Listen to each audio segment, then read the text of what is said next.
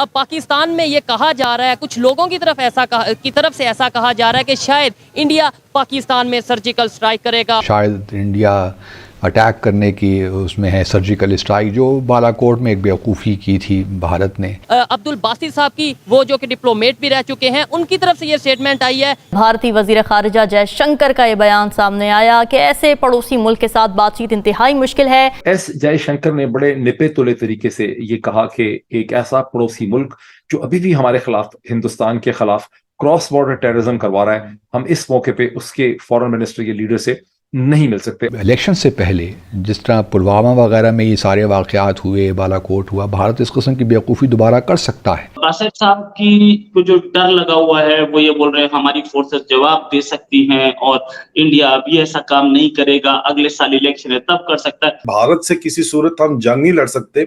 मैं तो कितने अरसे से कह रहा था ये बात। ये भी अब इन्होंने बहाना शुरू कर दिया है। इन्होंने कहा पूंछ में 5 मारे गए हैं और ये पाकिस्तान की दहशतगर्द है। बहुत से लोग इसको टेररिज्म कह रहे हैं, लेकिन ये एक मिलिट्री, अगर मुजाहिदीन ने या जो भी लोग ये स्ट्रगल कर रहे हैं, उन्होंने एक मिलिट्री टारगेट को किया है, तो ये लेजिटिमेट टारगेट है। मोदी जी वो करेंगे जिसकी किसी को उम्मीद नहीं हो। मोदी जी वो सोचेंगे जहां आप और हम सोच नहीं सकते, और मोदी जी वो करके दिखाएंगे जिसके बारे में किसी को सपना ना आया हो। मेरा ख्याल है कि पाकिस्तान को बाकायदा कंप्लेंट करनी चाहिए और यहाँ तक करनी चाहिए कि भारत को शंघाई कॉर्पोरेशन से निकाला जाए। हमारी फौज लड़ने के काबिल नहीं है और हमको बस अब आर्मी से, हिंदुस्तान से बिल्कुल दोस्ती कर लेनी चाहिए, सरेंडर कर देना चाहिए और बस मान लेना चाहिए। और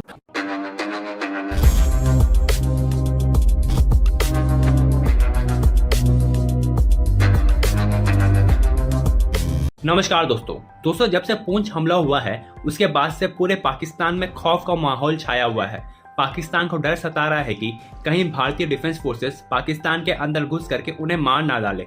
तो दोस्तों, इसी पर अब पाकिस्तान के एक्स एम्बेसडर टू इंडिया ने अपने वीडियो में काफी सारे बातें की हैं। उन्होंने कहा है कि ये पुंछ हमला जो टेररिस्ट के द्वारा किया गया है, ये पूरी तरह से लेजिटिमेट टारगेट है, क्योंकि उन्होंने इंडियन आर्मी पर अटैक किया है। इस लॉजिक से अगर देखा जाए तो तहरीके तालिबान पाकिस्तान भी पाकिस्तानी आर्मी और पाकिस्तान के पुलिस फोर्सेस पर अटैक करके एकदम ठीक काम कर रही है, क्योंकि वे भी सिविलियन के बदले पाकिस्तान के डिफेंस फोर्सेस पर अटैक करी है। लेकिन दोस्तों, इसके बाद उन्होंने ये भी कहा है कि भारत इस अटैक का बदला पाकिस्तान से जरूर लेगा, और इस बात की चिंता पूरे पाकिस्तानी मीडिया और पाकिस्तान के अवाम में दिखाई दे रही है। तो चलिए दोस्तों, इसी पर आगे पाकिस्तानी मीडिया का मजेदार रिएक्शन देखते हैं। राजौरी पूंछ में एक हमला हुआ और उसमें अब भारत के बकौल 5 राष्ट्रीय राइफल्स के जो हैं वो सिपाही एहलकार जो हैं वो हलाक हुए।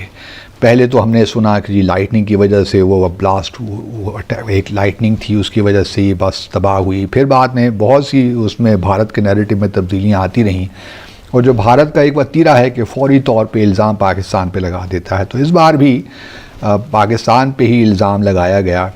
और बहुत सी बातें आ रही हैं, कभी कह रहे हैं जैश ए मोहम्मद और कभी लश्कर तैयबा, तो इस किस्म के नाम भी सुनने को मिल रहे हैं। और अब भारत में ये भी एक बहस चल पड़ी है कि क्या भारत जो इस वक्त दावतनामा दिया था बिलावल जरदारी साहब को, हमारे वज़ीर ख़ारजा को, कि वो शंघाई कोऑपरेशन ऑर्गेनाइजेशन अटेंड करें, तो क्या उस दावतनामे को विड्रॉ कर सकता है कि नहीं। वो तो शायद नहीं कर सकता और मेरा नहीं ख्याल कि भारत ऐसा काम करेगा।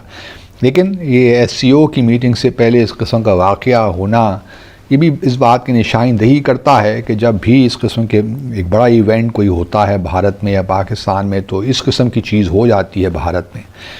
गो के बहुत से लोग इसको टेररिज्म कह रहे हैं, लेकिन ये एक मिलिट्री, अगर मुजाहिदीन ने या जो भी लोग ये स्ट्रगल कर रहे हैं, उन्होंने एक मिलिट्री टारगेट को किया है, तो ये लेजिटिमेट टारगेट है, कोई सिविलियन टारगेट नहीं थे। तो इस वजह से ये एक लेजिटिमेट स्ट्रगल है, और इसमें लेजिटिमेट टारगेट है। अगर आप सिविलियन को नहीं टारगेट कर रहे तो बिल्कुल इंटरनेशनल लॉ में इसकी इजाज़त है। और क्योंकि यही लोग कश्मीरों पे जो जुल्म कर रहे हैं वो हम सब जानते हैं, तो इस वजह से अब लोग जो हैं ये भी कह रहे हैं, पाकिस्तान में लोग इस खदशे का इजहार कर रहे हैं कि शायद इंडिया अटैक करने की उसमें है, सर्जिकल स्ट्राइक जो बालाकोट में एक बेवकूफ़ी की थी भारत ने।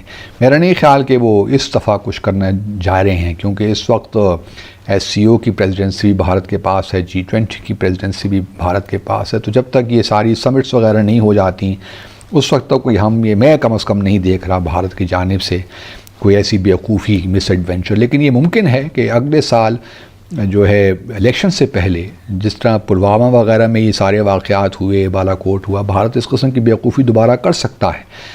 BJP की जानिब से हम ये तवक्को रख सकते हैं कि इस किस्म का वाक़या दोबारा हो जाए, लेकिन वो इलेक्शन से कुछ अर्सा पहले होगा अगर हुआ तो भारत पाकिस्तान हमें कोई मसला नहीं है, हम चौकन्ना हैं।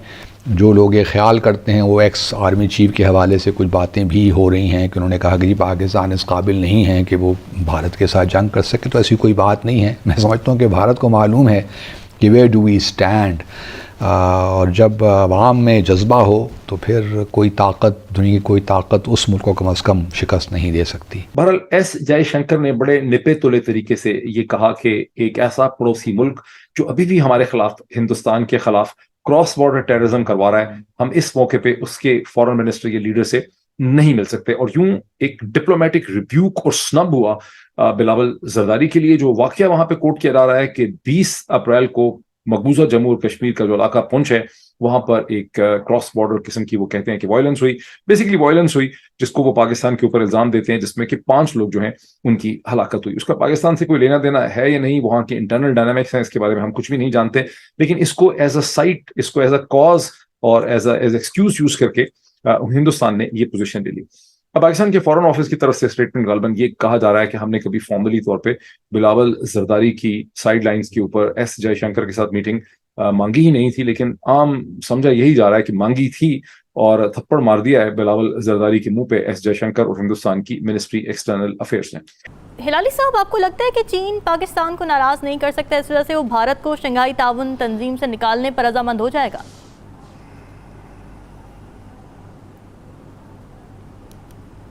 नहीं होगा और इस नौबत तक ये मामला नहीं पहुंचेगा। मगर मेरा पॉइंट ये था कि हमें बता देना चाहिए, अलर्ट करना चाहिए हमारे दोस्तों को खास तौर कि हमारे पास तो सबूत है। एक यादव बैठा हुआ है जेल में और वो रोज बताता है क्या क्या उसकी हरकतें थे और क्या करने आया था। हमने तो पकड़ा हुआ है एक इंडियन अफसर को इंटरफियरिंग, और ये कह रहे हैं कि कश्मीरी फ्रीडम फाइटर्स जो उठ के इंडियंस को मार रहे हैं, इसलिए जो हिंदुस्तानी उनके साथ कर रहे हैं कश्मीर में वो गलत है। That is not understood. वो सब पाकिस्तान कर रहे हैं, माने कश्मीरी उधर मर रहे हैं और पाकिस्तान को वो ब्लेम किया जा रहा है कि वो रिएक्ट कर रहे हैं ऐसे लोगों के खिलाफ।